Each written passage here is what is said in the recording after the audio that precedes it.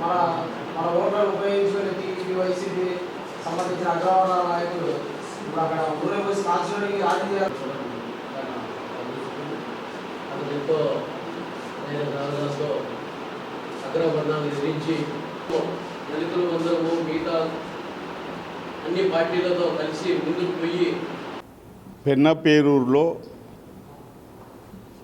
దళితుడైనటువంటి కదిరి ప్రభాకర్ను గజ్జల వెంకట సుబ్బారెడ్డి అయినటువంటి వ్యక్తి కుల దురహంకారంతో ఆటవిక కోణంలో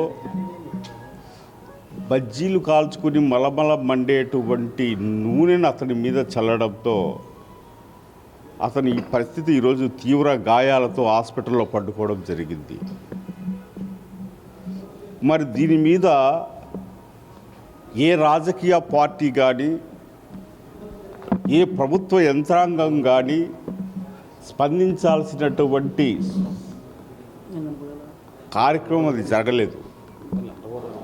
ఇటువంటి పరిస్థితుల్లో ఈ జిల్లాకు సంబంధించి అన్ని రాజకీయ కుల సంఘాలు ప్రజా సంఘాలతో సమావేశం ఏర్పాటు చేసి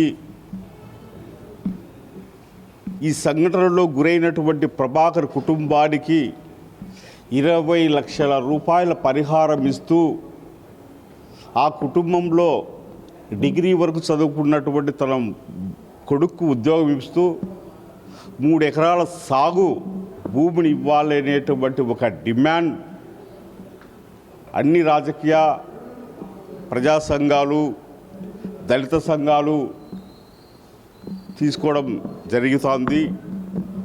మరి ఈ యొక్క కార్యక్రమం రాష్ట్ర ప్రభుత్వం స్పందించకపోతే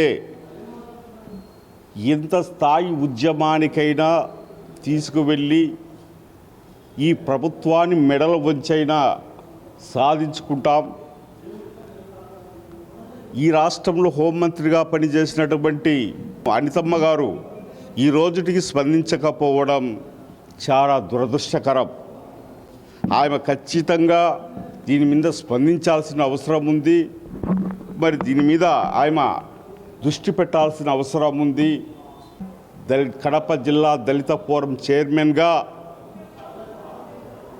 నిన్ను డిమాండ్ చేస్తూ ఉన్నాం.